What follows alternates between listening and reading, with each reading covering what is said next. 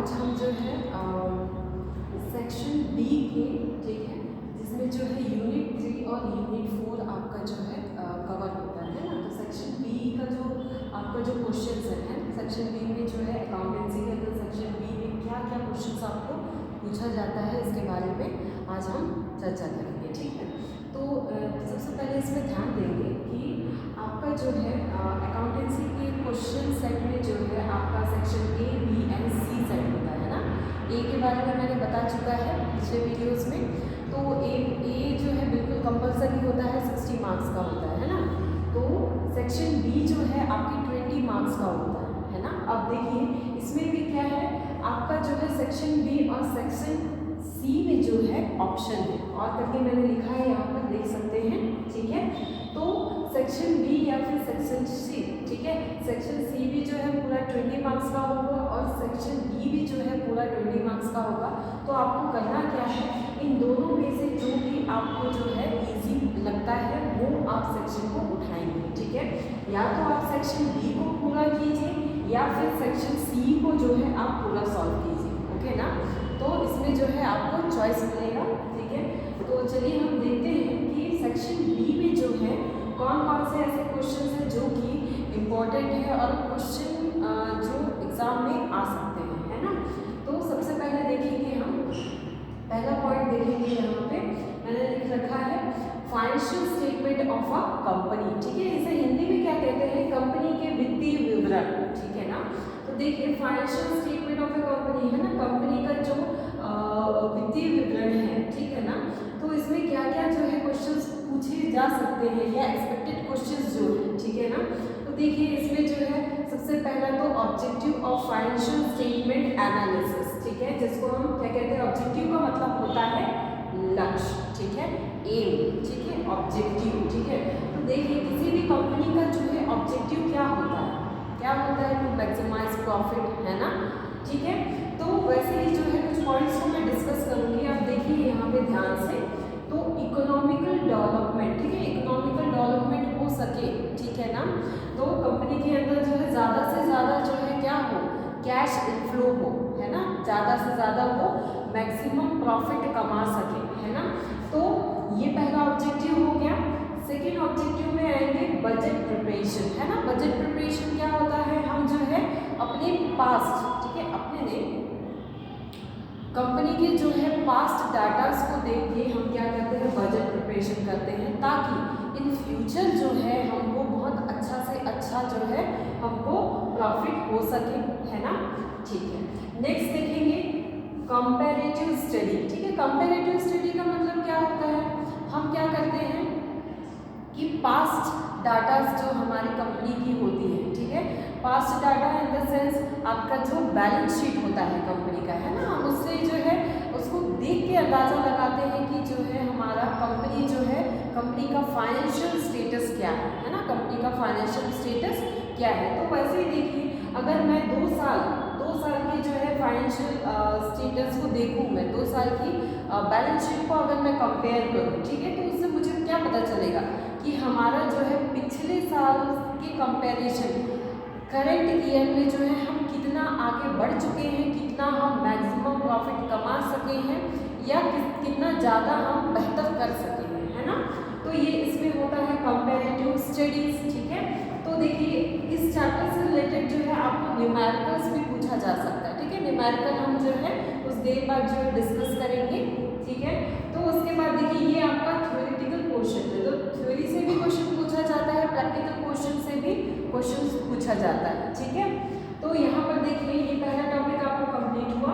इसी में ही देखेंगे नेक्स्ट टॉपिक है importance of analysis of financial statement, ठीक है। तो देखिए इसका क्या महत्व है ना, जो कंपनी के वित्तीय विवरण जो हम बनाते हैं, है ना, तो उसका महत्व क्या है, क्या महत्व है कि क्या महत्व हो सकता है इसमें जो है मैनेजमेंट, ठीक है, हम मैनेजमेंट बहुत अच्छे से कर सकते हैं, ठीक है। अगर हमारी कंपनी की जो है फाइनेंशियल स्टेटस बहुत अच्छी है तो हम क्या करेंगे, बेहतर से बेहतर मैनेजमेंट करने की कोशिश करेंगे, ठीक है, ठीक है। तो वैसे ही जो है अब देखिए ये किसके लिए और ज़रूरी हो जाता है, बेसिकली एम्प्लॉयज़ के लिए, ठीक है, जो काम करते हैं कंपनी के अंदर, है ना, जो लोग काम करते हैं, एम्प्लॉयज़ जो लोग काम करते हैं कंपनी के अंदर, तो उनके लिए भी बहुत इंपॉर्टेंट हो जाता है ना, गवर्नमेंट के लिए इम्पॉर्टेंट हो जाता है ये, ठीक है। तो इस तरीके से जो है इसका इम्पोर्टेंस जो है बिल्कुल अच्छे से आप लोग प्रिपेयर करके रखेंगे। ये जो है आपका थियोरेटिकल पोर्शन जो है यहाँ तक कंप्लीट होता है, तो इससे जो है क्वेश्चंस आ सकते हैं, आप जो है बिल्कुल अच्छे से प्रिपेयर कीजिएगा, ठीक है।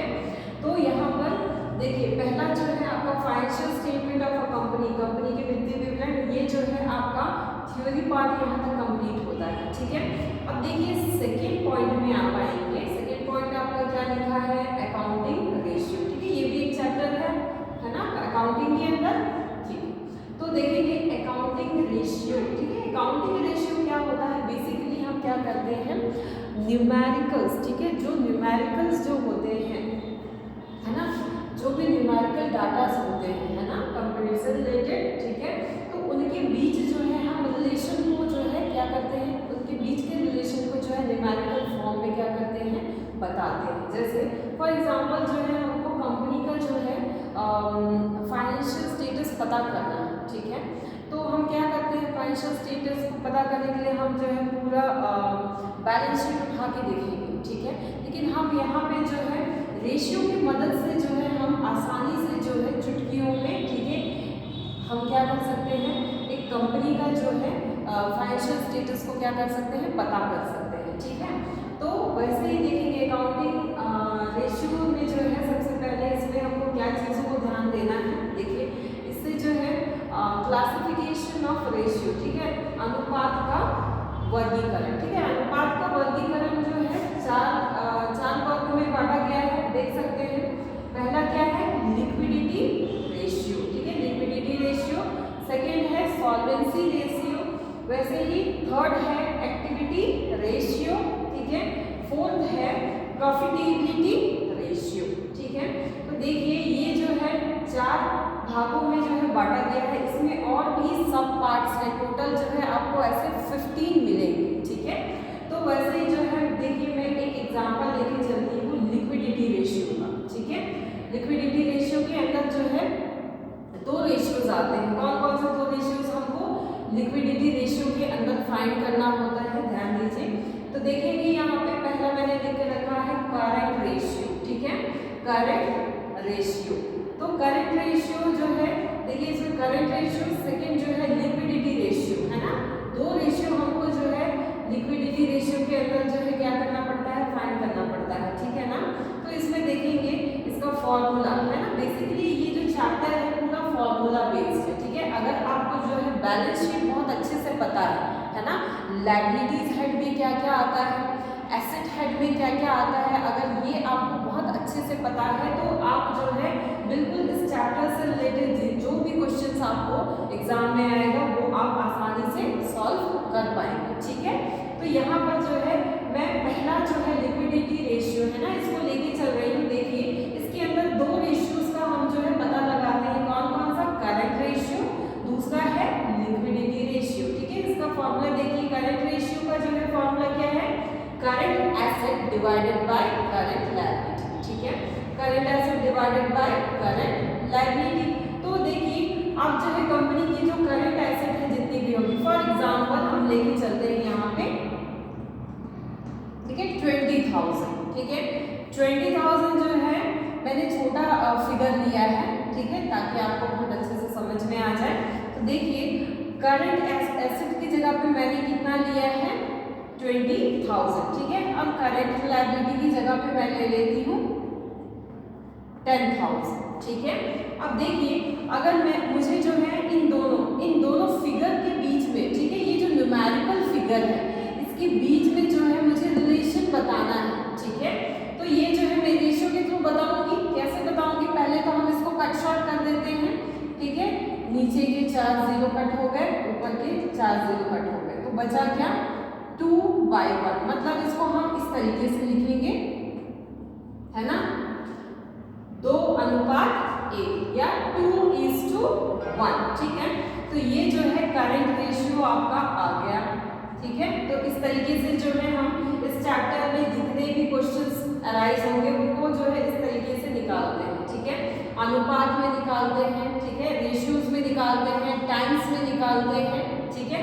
तो ये जो है बेसिक चीजें हैं अकाउंटिंग रेशियो के अंदर, ठीक है। तो इस चैप्टर से जो है आपको जो है 4 मार्क्स के क्वेश्चंस पूछे जाते हैं, तो बिल्कुल जो है इस चैप्टर को स्किप नहीं करेंगे, बहुत अच्छे से इसको प्रिपेयर करके रखेंगे, ठीक है। बहुत ही ज़्यादा इंपॉर्टेंट है एग्जाम के पॉइंट ऑफ व्यू से, ठीक है। ओके, नाउ नेक्स्ट देखिए, आपका ये जो है अकाउंटिंग रेशियो यहाँ पे कंप्लीट हुआ। अब जो है आपको तीसरा हेड देखना है, ठीक है। ये भी एक चैप्टर है आपके 12th क्लास का, है ना, 12th अकाउंटेंसी का जो है ये भी एक चैप्टर है। तो कैश फ्लो स्टेटमेंट, ठीक है। कैश फ्लो स्टेटमेंट की हिंदी क्या होगी? नकद प्रवाह विवरण, ठीक है। नकद, ठीक है, कैश, ठीक है ना। मतलब देखिए किसी भी कंपनी के अंदर, ठीक है, पैसे का आना या कंपनी से बाहर पैसे का जाना, ठीक है ना, इनकम और inflow and outflow of the income, ठीक है। मतलब cash outflow and cash inflow, ठीक है। इसमें जो है कैश इनकम और कैश आउटफ्लो के बारे में हम पढ़ेंगे, ठीक है। कंपनी से कितना पैसा बाहर गया और कंपनी के अंदर कितना पैसा आया, ठीक है ना। तो उसके बारे में हम पता करेंगे या पढ़ेंगे, ठीक है। तो कैश फ्लो स्टेटमेंट जो है किसी भी कंपनी के लिए क्यों इम्पोर्टेंट होता है? ये इसीलिए इम्पोर्टेंट होता है क्योंकि देखिए इसमें जो है हमको पैसे का जो है कितना कैसे बेहतर तरीके से यूज हो रहा है कंपनी के अंदर, ये हम इसमें क्या करते हैं, पता लगाते हैं, है ना। तो इसीलिए हम जो है कैश फ्लो स्टेटमेंट यहाँ पे बनाते हैं, ठीक है। तो किसी भी कंपनी में जो है कैश फ्लो स्टेटमेंट का बनना मतलब ये है कि कैश का जो है कितने बेहतर तरीके से कंपनी यूज कर रही है, ठीक है। तो अब देखिए इसमें जो है कौन कौन से क्वेश्चंस आते हैं, इसको ध्यान देंगे। Objectives of cash flow statement, ठीक है। Objectives of cash flow statement, ठीक है। तो ऑब्जेक्टिव्स का मतलब क्या होता है? एम, है ना, लक्ष्य, ठीक है। तो देखिए यहाँ पे ऑब्जेक्टिव्स, ठीक है, इसका लक्ष्य क्या क्या हो सकता है? हम जो है यहाँ पे कैश को बेहतर तरीके से क्या कर सकते हैं, मेजर कर सकते हैं, ठीक है, मेजरमेंट ऑफ कैश, ठीक है। नेक्स्ट क्या हो सकता है? ये कैश अगर हम बेहतर तरीके से मेजर कर सकते हैं तो यहाँ पे दूसरा क्या होना चाहिए, इसका मैनेजमेंट भी बहुत अच्छे तरीके से कर सकते हैं, है ना, ठीक। नेक्स्ट देखेंगे इसमें क्या है, अगर हमारी कंपनी में कैश बहुत अच्छे से फ्लो इनफ्लो जो है हम अच्छे से मेंटेन कर रहे हैं, inflow and outflow of the cash जो है बहुत अच्छे से मेंटेन कर रहे हैं, तो इससे और क्या हो सकता है, हम क्या कर सकते हैं, अगर हमारे पास पैसे है तो हम फ्यूचर प्लानिंग कर सकते हैं। तो ये होता है इसका क्या, ऑब्जेक्टिव्स या फिर एम कह दें या हिंदी में हम कहते हैं इसे लक्ष्य, ठीक है। तो ये लक्ष्य हो सकते हैं कैश फ्लो स्टेटमेंट के, ठीक है, नगद प्रवाह विवरण के, ठीक है ना। अब देखिए इसमें जो है advantages of cash flow statement, ठीक है। क्या क्या एडवांटेजेस हो सकते हैं कैश फ्लो स्टेटमेंट के? क्योंकि देखिए हम जो है कंपनी के अंदर जितने भी पैसे आ रहे हैं और कंपनी से जितने भी पैसे जा रहे हैं उसका अगर हम बेहतर तरीके से जो है मेजरमेंट करेंगे, मैनेजमेंट करेंगे, तो ये जो है हमारा बिजनेस जो है बहुत अच्छे तरीके से चलेगा, ठीक है। तो एडवांटेजेस इस तरीके से हैं, तो एडवांटेजेस भी जो है बहुत सारे पॉइंट्स हैं ऐसे, तो इनको भी जो है अच्छे से प्रिपेयर करके रखेंगे, ठीक है ना। अब देखिए लिमिटेशंस में आते हैं, limitations of cash flow statement, ठीक है। नकद प्रवाह विवरण के क्या कहेंगे हम, दोष, ठीक है, या क्या क्या लिमिटेशंस हैं इसके, ठीक है, क्या क्या लिमिटेशंस हैं। तो देखिए इसमें जो है क्या क्या लिमिटेशंस है, हम इसमें जो है कैश से रिलेटेड, ठीक है, इनफ्लो या आउटफ्लो को लिख सकते हैं, लेकिन इसमें अगर हम कोई क्रेडिट परचेस या क्रेडिट सेल कर रहे हैं, ठीक है, कंपनी अगर जो है क्रेडिट परचेस या फिर क्रेडिट सेल, उधार में सामान लेना या उधार में सामान बेचना, अगर ये करती है तो उसे हम इसमें बिल्कुल मेंशन नहीं करते, तो ये जो है क्या है, इसकी खामियां हैं, ठीक है। तो ऐसे ही जो है बहुत सारे पॉइंट्स हैं जो कि limitations of cash flow statement के अंतर्गत आता है, ठीक है, नकद प्रवाह विवरण के क्या खामियों में गिना जाता है, ठीक है। तो ये जो है आपका कैश फ्लो स्टेटमेंट है, ठीक है। इसे भी जो है 4 मार्क्स की क्वेश्चन आपको पूछा जाता है थ्योरी में भी और प्रैक्टिकल में भी, ठीक है। तो इससे रिलेटेड जो है आपके प्रैक्टिकल क्वेश्चंस भी हैं, बिल्कुल इसको भी अच्छे से आप प्रिपेयर करके रखेंगे, ठीक है। तो ये जो जितने मैंने अभी तक बताया 1 2 3 है ना, ये तीनों पॉइंट जो है आपकी, ये तीनों चैप्टर जो है बहुत ही ज़्यादा इम्पोर्टेंट हो जाते हैं, तो इसको जो है बिल्कुल अच्छे से प्रिपेयर कीजिए आप लोग, ठीक है। अब देखेंगे नेक्स्ट जो है हमारा, ये चौथा दिख रहा होगा आप लोगों को, ठीक है। ये चौथा जो है आपके जो है फाइनेंशियल स्टेटमेंट एनालिसिस, ठीक है।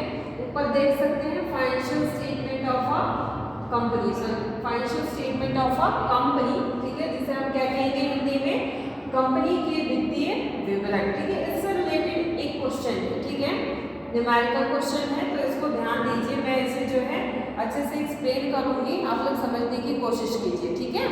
तो यहाँ पर देखेंगे फोर्थ क्वेश्चन, यहाँ पे क्या लिखा हुआ है, from the following details make out A comparative income statement, ठीक है। मतलब देखिए यहाँ पे जो है 2 साल का आपको क्या दिया है, इनकम स्टेटमेंट दिया है किसी कंपनी का, और आपको क्या करना है, इन दोनों के बीच में कंपैरिजन करना है, ठीक है, कि कितने चेंजेस आए, कितना प्रॉफिट बढ़ा, कितना प्रॉफिट घटा, ठीक है। तो वहाँ यहाँ देखेंगे, तो यहाँ पे जो है आपको बेसिकली क्वेश्चन दिया हुआ है पर्टिकुलर्स, ठीक है, 2016-17 ये ईयर है, ठीक है, 2017-18 ये दूसरा ईयर है, ठीक है।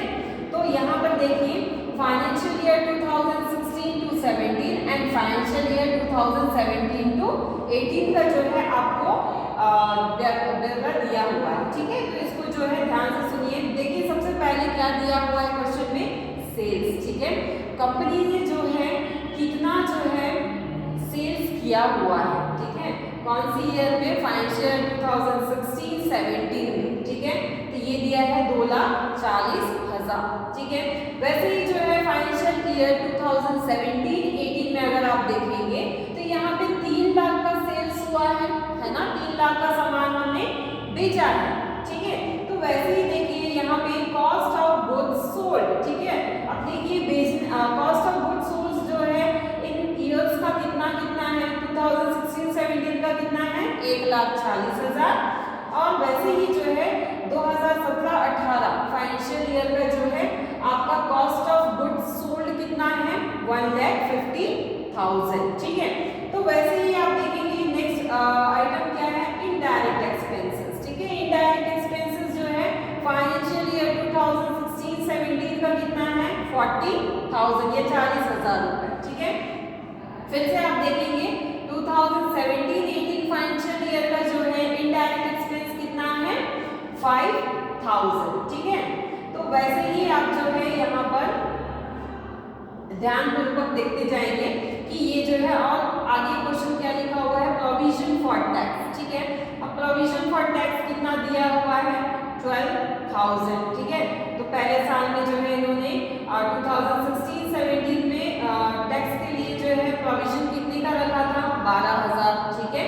मतलब इतने की क्या होगी आपको प्रोविजन फॉर टैक्स आपको यहाँ पे मिलेगा, ठीक है। फिर 2017-18 फाइनेंशियल ईयर में देखेंगे कितना है, 20,000, ठीक है। तो 20,000 जो है ये 17-18 का हो गया। तो ये आपका जो है क्वेश्चन का पार्ट है, इसका सॉल्यूशन में आप आएंगे, ठीक है। तो बेसिकली हमको करना क्या है इस क्वेश्चन में, कंपेयर करना है 2 फाइनेंशियल ईयर के बीच में, ठीक है। तो यहाँ पर देखेंगे नेक्स्ट ये सॉल्यूशन में आइए आप, ठीक है। तो सॉल्यूशन आपका जो है हेडिंग इस तरीके से डलेगा, ठीक है। यहाँ पे दिया हुआ है, क्वेश्चन में ही दिया हुआ है कंपैरेटिव इनकम स्टेटमेंट, ठीक है। तो कंपैरेटिव इनकम स्टेटमेंट आप जो है क्या करेंगे, हेडिंग पुट करेंगे या हेडिंग में डालेंगे, ठीक है। अब उसके बाद इसका फॉर्मेट देखेंगे, सबसे पहले है पर्टिकुलर्स, ठीक है। फिर देखिए 2016-17 का जो है यहाँ पे फाइनेंशियल ईयर पहला पुट करेंगे, फिर सेकंड पुट करेंगे 2017-18 फाइनेंशियल ईयर, ठीक है।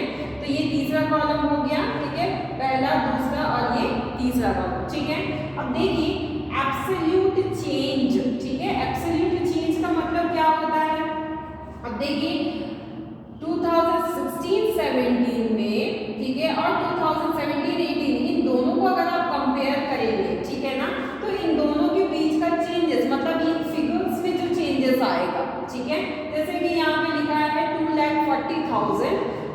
फिर नेक्स्ट फाइनेंशियल ईयर में क्या लिखा है 3 लाख। तो मतलब इन दोनों के बीच में डिफरेंस क्या हुआ, इसमें क्या चेंजेस है, ये जो है 3 लाख, ठीक है। मतलब यहाँ जो है 2,40,000 था, फिर हो गया 3 लाख रुपए नेक्स्ट ईयर, ठीक है।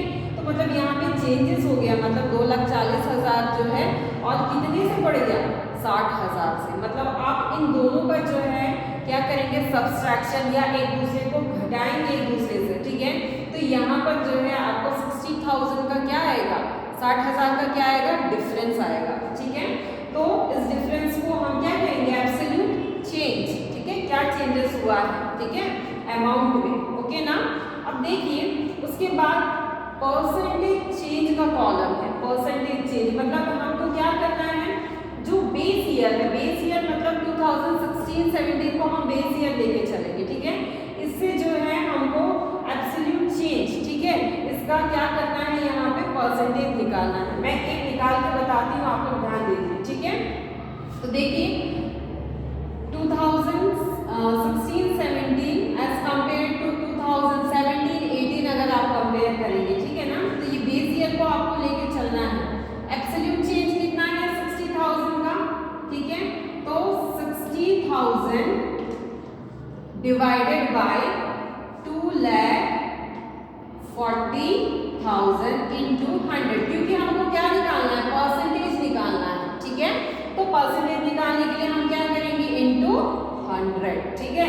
अब देखेंगे इसको कट शॉर्ट करके 1 2 3 4, ठीक है। नीचे के 4 जीरो कट हो गए, अब ऊपर के 4 जीरो को भी आप क्या कर दो कैंसिल कर दो, ठीक है।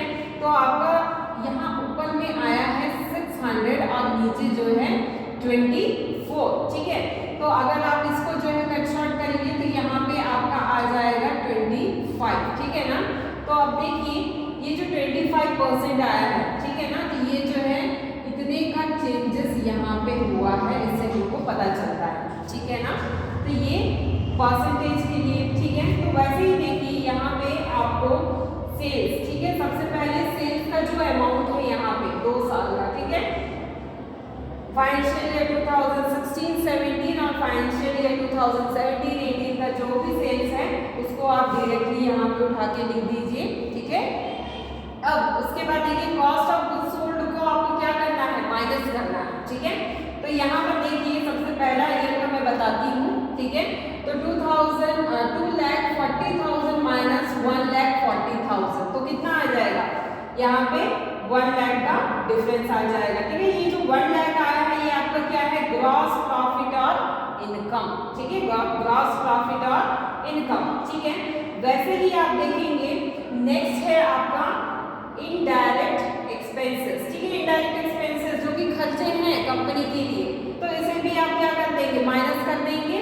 तो यहाँ पर देखिए 1 लाख माइनस 40,000, ठीक है। 1 लाख यहाँ पर डिफरेंस आया था 1 लाख, ठीक है। 1 लाख माइनस 40,000 आपका क्या है इनडायरेक्ट एक्सपेंसेस। तो इनडायरेक्ट एक्सपेंस जो है आपने माइनस किया तो यहाँ पे आपका कितना निकल के आया 60,000, ठीक है। तो 60,000 जो है ना आपका क्या हो जाता है प्रॉफिट बिफोर टैक्स, ठीक है। प्रॉफिट बिफोर टैक्स मतलब ये है कि अभी तक हमने क्या किया प्रॉफिट अभी तक टैक्स जो है अभी पेमेंट नहीं किया गवर्नमेंट को, तो इसीलिए क्या लिखा है प्रॉफिट बिफोर टैक्स, ठीक है। अब देखेंगे इसमें से जो है टैक्स के लिए कितना प्रावधान है उसको हम सबसे पहले तो माइनस करेंगे, ठीक है। तो कितना है 12,000, ठीक है। तो देखेंगे यहाँ पे फाइनेंशियल ईयर 2016-17 में जो है प्रोविजन फॉर टैक्स कितना था 12,000, तो इसी 12,000 को यहाँ पे लिख दो और इसको माइनस कर दो। तो देखिए यहाँ पे 60,000 माइनस 12,000 आप करोगे तो कितना आ जाएगा आपका नेट प्रॉफिट 48,000, ठीक है। तो वैसे ही देखिए मैंने जो ये फाइनेंशियल ईयर 2016-17 का बताया आपको, तो इसी को जो है वैसे ही डिक्टो आपको फाइनेंशियल ईयर 2017-18 में भी वही प्रोसेस के साथ करना है, ठीक है। अब देखिए अब आपका जो है फाइनेंशियल 16-17 और 17-18 का दोनों का ब्यौरा आपका रेडी हो चुका है, ठीक है। अब देखिए इन दोनों के बीच में जो है डिफरेंस हमको यहाँ पे दिखाना है, ठीक है, एब्सोल्यूट चेंजेस में। अब देखो आप क्या करोगे हॉरिजॉन्टली जो है आप क्या करोगे सब्सट्रैक्ट करते जाओगे, ठीक है ना। तो जैसे 2,40,000, ठीक है, यहाँ पे कितना किया 3 लाख, तो 3 लाख और 2,40,000 का डिफरेंस कितना हुआ, अंतर कितना हुआ 60,000 या 60,000 का, तो ये हो गया। नेक्स्ट देखिए 1,40,000 1,50,000, इन दोनों के बीच में डिफरेंस कितना है 10,000 का है, ठीक है। अब वैसे ही 1 लाख और 1,50,000 के बीच का डिफरेंस क्या है 50,000, ठीक है। वैसे ही आप देखेंगे 40,000 और 50,000 का डिफरेंस क्या है 10,000 है ना। फिर वैसे ही 60,000 और 1 लाख का बीच का डिफरेंस क्या है 40,000, ठीक है। ये जो है हॉरिजॉन्टली आप क्या करेंगे माइनस करेंगे तो आपको ये एब्सोल्यूट चेंज जो है समझ में आएगा, ठीक है। तो वैसे ही जो है 12,000 और 20,000 इन दोनों का डिफरेंस कितना होगा 8,000, ठीक है। तो वैसे ही जो है नेट प्रॉफिट के बीच का डिफरेंस देखेंगे तो यहाँ पे हो जाएगा 32,000, ठीक है। तो आप देखिए यहाँ पर जो है फिर उसके बाद एब्सोल्यूट चेंज का जो है आपका टेबल कंप्लीट हो गया, ठीक है। अब देखेंगे नेक्स्ट जो है परसेंटेज चेंज, ठीक है। परसेंटेज चेंज का जो है मैंने पहला बता के रखा है यहाँ पे, ठीक है। आप जो बेस ईयर को और एब्सोल्यूट चेंज, ठीक है, इन दोनों को लेके चलेंगे तब ये आपका परसेंटेज चेंज निकल के आएगा। तो ये जो मैंने पहला बता के रखा है ना यहाँ पे, वैसे ही ये पूरे का जो है आपको डाटा लेके चलना है और परसेंटेज चेंज जो है निकालना है, ठीक है। तो आपको समझ में आ रहा होगा कि यहाँ पे जो है हम कंपैरेटिव इनकम स्टेटमेंट जो है कैसे बनाते हैं, ठीक है। बेसिकली ये जो है 2 सालों को, ठीक है, या 2 फाइनेंशियल ईयर्स को लेके हम क्या करते हैं कंपेयर करते हैं या फिर बनाते हैं, ठीक है। तो ये जो है इम्पोर्टेंट क्वेश्चन है, ये आपके 4 मार्क्स के जो है पूछे जाते हैं, ठीक है। तो इस क्वेश्चन को जो है बिल्कुल अच्छे से प्रिपेयर कीजिएगा, एग्जाम के पॉइंट ऑफ व्यू से बहुत ही ज़्यादा इम्पोर्टेंट है, ठीक है। अब देखेंगे ये तो रहा हमारा सेक्शन बी का जो है इतने क्वेश्चन, ठीक है। अब देखिए या तो आप जो है सेक्शन बी अटेम्प्ट कीजिए या फिर सेक्शन सी अटेम्प्ट करेंगे, ठीक है। तो दोनों में जो है आपको क्या है ऑप्शन दिया हुआ है, ये भी 20 मार्क्स का है, ये भी 20 मार्क्स का है, लेकिन इन दोनों में से कोई एक आपको क्या करना है सॉल्व करना है, ठीक है, बनाना है। अब देखेंगे सेक्शन सी में जो है क्या क्या क्वेश्चंस आते हैं, ठीक है। अब देखिए सेक्शन बी जो है ना इसमें आपको थ्योरी भी मिलेगा, प्रैक्टिकल क्वेश्चन भी मिलेगा, ठीक है।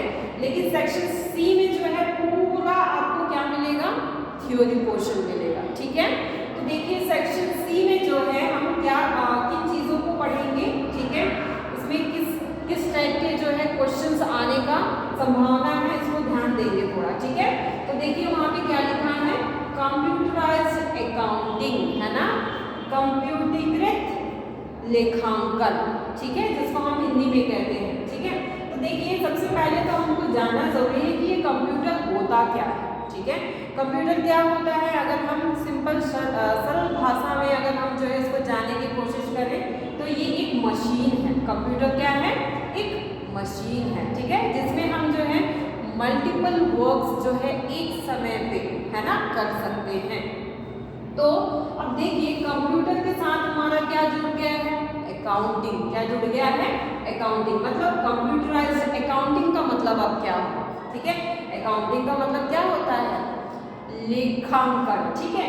तो वैसे ही देखिए कंप्यूटर के अंदर जो है हम क्या करते हैं, हम आज के समय में, ठीक है, तो हम जो है टेक्नोलॉजीज का इस्तेमाल करते हैं, ठीक है। हम क्या करते हैं पूरी अकाउंटिंग जो कि पहले ज़माने में क्या होती थी, हम पेपर वर्क करते थे, है ना, अकाउंट मेंटेन करने के लिए पेपर वर्क किया करते थे, मतलब पूरी चीज़ें जो है ना, पूरी चीज़ें पूरी डाटा जो है हम क्या करते थे पेपर में लिख के फिर उसके बाद हम उसको मेंटेन किया करते थे। लेकिन अभी क्योंकि देखिए हमारा टेक्नोलॉजी का ज़माना है तो हम क्या करते हैं कंप्यूटर को यूज़ करते हैं, है ना। कंप्यूटर के यूज़ करने से क्या चीज़ अच्छी हो गई है कि कम से कम समय पे जो है हम अच्छा रिजल्ट दे सकते हैं, ठीक है। तो वैसे ही देखिए इस चैप्टर में से जो है किस टाइप के क्वेश्चन एक्सपेक्टेड है या आ सकते हैं आपके एग्जाम में, इसको ध्यान से देखेंगे, ठीक है। सबसे पहला है कैरेक्टरिस्टिक्स ऑफ कंप्यूटराइज्ड अकाउंटिंग, ठीक है। तो इससे रिलेटेड क्वेश्चन आप प्रिपेयर करेंगे कंप्यूटर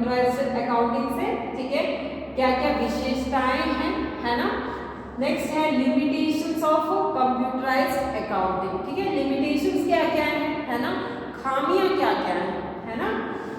वैसे ही देखिए इसमें हार्डवेयर एंड सॉफ्टवेयर क्या होता है। ठीक है, हार्डवेयर और सॉफ्टवेयर अगर आप जाने सिंपल तरीके से, तो देखिए हार्डवेयर क्या होता है जिसको हम टच कर सकते हैं। ठीक है, जैसे कि कंप्यूटर का क्या क्या पार्ट आप टच कर सकते हो, कंप्यूटर का जो है स्क्रीन टच कर सकते हैं, है ना, सामने से उसका सीपीयू होता है, माउस होता है, कीबोर्ड होता है। ठीक है, तो इतनी सारी चीजें जिसको हम क्या कहते हैं, हार्डवेयर कहते हैं, है ना, ठोस चीजें हैं ये, इसको हम बाहर से हम टच कर सकते हैं, है ना। लेकिन सॉफ्टवेयर को हम टच कर सकते हैं क्या? नहीं, बिल्कुल नहीं। ठीक है, ये सॉफ्टवेयर एक तरीके का क्या है, एप्लीकेशंस है ना, जैसे आपके मोबाइल एप्लीकेशंस होते हैं ना, क्या क्या, जैसे माइक्रो MS एक्सेल, ठीक है, MS पावर पॉइंट, ठीक है, गूगल आप यूज करते हो, है ना, गूगल बाबा का बहुत ज़्यादा इस्तेमाल करते हो आप लोग। ठीक है, तो देखिए वो सभी हमारे लिए क्या हो जाता है, सॉफ्टवेयर हो जाता है ना, सॉफ्टवेयर को हम टच नहीं कर सकते। ठीक है, तो ये हो गया आपका तीसरा पॉइंट। अब देखेंगे चौथे पॉइंट पे। चौथे पॉइंट पे क्या लिखा है, कंप्यूटर और कैलकुलेशन, दोनों के बीच का डिफरेंस क्या है, कैलकुलेटर एंड कंप्यूटर। तो देखिए कंप्यूटर जो है एक समय पे जो है बहुत सारे काम कर सकता है, लेकिन कैलकुलेटर जो है एक समय कैलकुलेटर जो है ना आपके न्यूमेरिकल रिलेटेड जो भी कैलकुलेशंस है उसी को बस करके देगा आपको। लेकिन कंप्यूटर क्या है, ये भी कैलकुलेशन करके देगा, लेकिन ये जो है इसके साथ और भी चीज़ें करता है, मल्टीपल टास्किंग है ये। ठीक है, तो वैसे ही देखिए इससे रिलेटेड क्वेश्चंस को आप प्रिपेयर करिए। ठीक है, और वैसे ही देखेंगे चौथा पॉइंट आपका, देखिए क्या लिखा है, DBMS, डाटाबेस मैनेजमेंट सिस्टम। ठीक है, डाटाबेस मैनेजमेंट सिस्टम क्या है, बेसिकली ये जो है लार्ज अमाउंट ऑफ डाटा को क्या करता है, मेंटेन करके रखता है। ठीक है ना, तो ये इसके बारे में है। तो DBMS से भी जो है ऐसे ही इसके एडवांटेजेस, ठीक है, इसके इम्पोर्टेंस क्या है, एलिमेंट्स क्या है, इसको आप प्रिपेयर करेंगे। ठीक है ना, वैसे ही आप देखिए इलेक्ट्रॉनिक स्प्रेडशीट। ठीक है, इलेक्ट्रॉनिक स्प्रेडशीट बेसिकली क्या होता है, जैसे कि आप जो है रोज एंड कॉलम्स में क्या करते हो, जितने भी डाटास है उसको कलेक्ट करके रखते हो, है ना, उस इंफॉर्मेशन को रिकॉर्ड करके रखते हो। तो वैसे ही आपको जो है इलेक्ट्रॉनिक स्प्रेडशीट, क्योंकि ये जो है क्योंकि कंप्यूटर का भाग है। ठीक है, तो कंप्यूटर में जो है हम रोज एंड कॉलम्स में जो है जितने भी डाटास हैं उनकी जानकारियों को इकट्ठा करके रख सकते हैं। ठीक है, तो ये इलेक्ट्रॉनिक स्प्रेडशीट हो गया। Now advantages of computerised accounting. ठीक है, कंप्यूटराइज्ड अकाउंटिंग का एडवांटेजेस जो भी है इन सब चीज़ों को जो है अच्छे से प्रिपेयर करेंगे। तो ये इतने बेसिक क्वेश्चंस हैं जो कि सेट सी से जो है इम्पॉर्टेंट है, बिल्कुल इस क्वेश्चंस को जो है पूरा अच्छे से आप प्रिपेयर करेंगे। ठीक है, तो ये हमारा जो है लास्ट टॉपिक था।